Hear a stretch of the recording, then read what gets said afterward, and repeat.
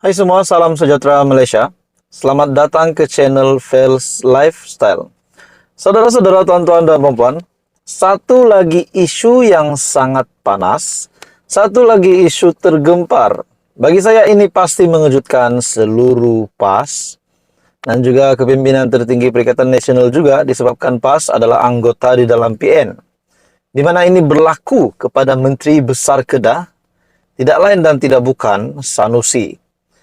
Dengan ini, adakah ini dengan artikel ini di mana Sanusi dakwa cuba disingkir, cuba disingkir daripada Majlis Keuangan Negara.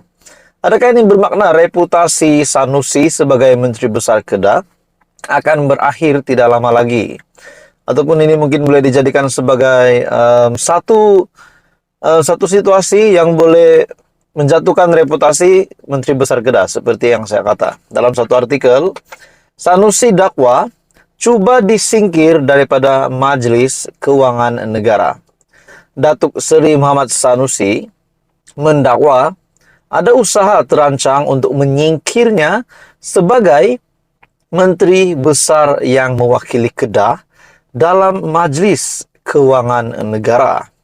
Adakah ini dengan ini pengakuan daripada Sanusi sendiri? Beliau berkata ada usaha terancang untuk menyingkirnya. Jadi tuan-tuan dan puan semua, ini adalah pengakuan dari Menteri Besar Kedah sendiri, Sanusi. Perkara 108 Perlembagaan Persekutuan menetapkan Majlis Keuangan Negara perlu diketuai Perdana Menteri atau mana-mana menteri dilantik manakala setiap negeri diwakili individu diperkenan sultan atau yang dipertua negeri. Okey, baik tuan-tuan dan puan-puan, sebelum saya meneruskan isu panas ini, saya meminta jasa baik anda untuk bantu channel ini dengan menekan butang like. Anda juga boleh share video ini dan tekan butang subscribe. Dalam artikel ini, enggan mendedahkan pihak didakwa mengetuai gerakan itu, beliau menjelaskan ada usaha menamakan Setiausaha Kerajaan Kedah, Datuk Nur Izan Kazali sebagai penggantinya dalam Majlis Keuangan Negara. Muhammad Sanusi berkata, gerakan itu bertentangan dengan Konvensyen Majlis Keuangan Negeri yang dipengerusikan Perdana Menteri, diurus selia Menteri Keuangan dan dianggotai Jemaah Menteri serta Wakil Negeri dalam kalangan Menteri Besar atau Ketua Menteri sebelum ini. Saya bercakap sebelum benda ini berlaku dan saya tak boleh biarkan perkara seperti ini berlaku.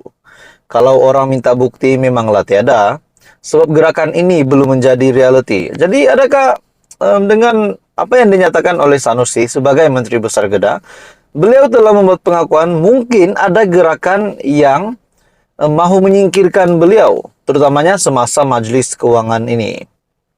Mereka akan kata cakap, tak ada bukti. Nak bagi bukti, macam mana kalau benda belum jadi? Tetapi saya akan pastikan gerakan ini tak akan berlaku menurut Sanusi.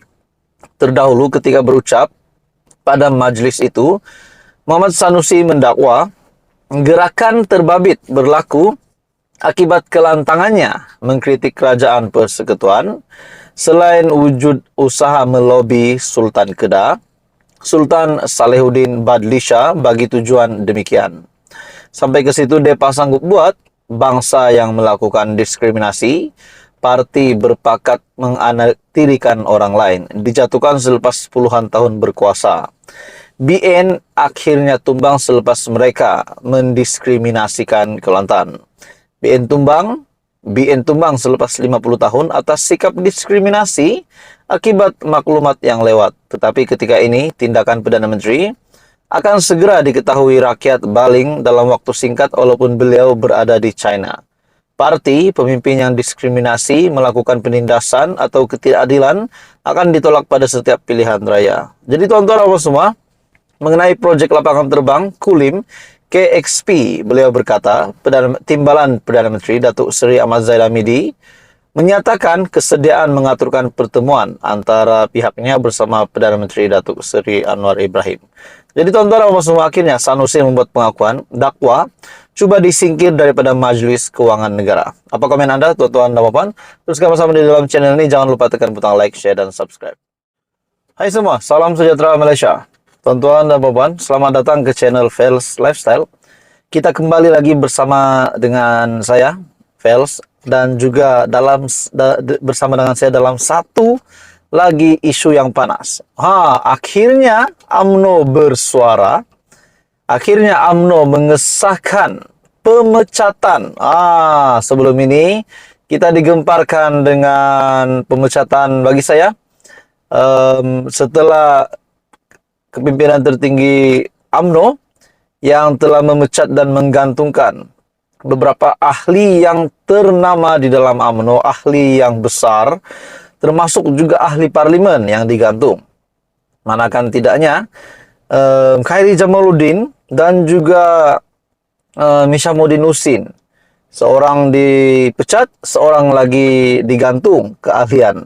Jadi di samping penggantungan itu, di dalam penggantungan dan pemecatan itu adalah spekulasi menyatakan mereka akan sertai PAS, mereka mungkin akan sertai parti dalam PN lah.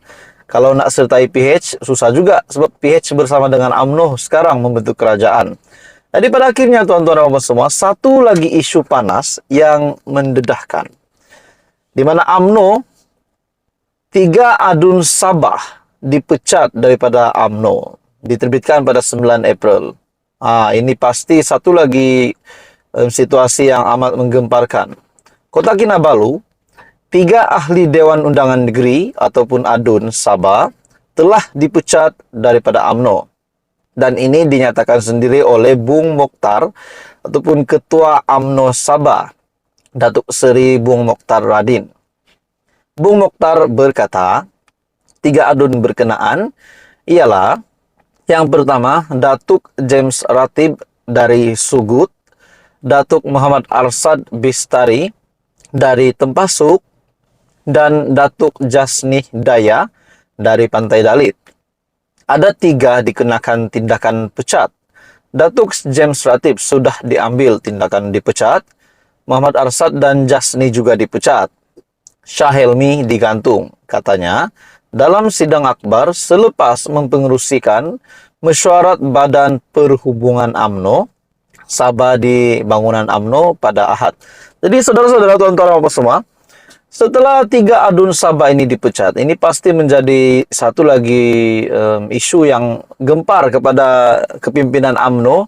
Tidak kiralah di Sabah kah, di Semenanjung kah, sebab disahkan 3 lagi pemimpin, ataupun saya boleh kata bos besar, pengaruh besar UMNO di Sabah akhirnya dipecat dan disahkan oleh Datuk Seri Bung Mokhtar sebagai Ketua UMNO Sabah. Ditanya pula mengenai status adun Tanjung Batu, Datuk Andi Muhammad Suryadi Bendi pula, Bung Mokhtar memaklumkan tiada tindakan dikenakan terhadap adun berkenaan. Andi Muhammad masih berada di dalam barisan kepimpinan GRS dan dilantik sebagai pembantu Menteri Pembangunan Perindustrian dan Keusahawanan Sabah. Pada 21 Februari lepas, 4 adun termasuk James, Muhammad Arsad dan Jasni mengumumkan keluar daripada parti dan menyertai Gagasan Rakyat. Selain itu, adun Balung Datuk Hamid Awang juga mengambil keputusan sama, yaitu keluar daripada UMNO.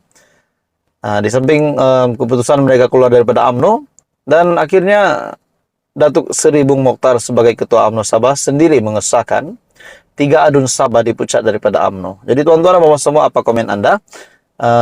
Apa komen Anda dengan apa yang berlaku di dalam UMNO Sabah hari ini yang dipimpin oleh Datuk Seri Bung Mokhtar? Teruskan bersama di dalam channel ini untuk info yang lebih baru, lebih hangat. Jangan lupa tekan butang like, share, dan subscribe.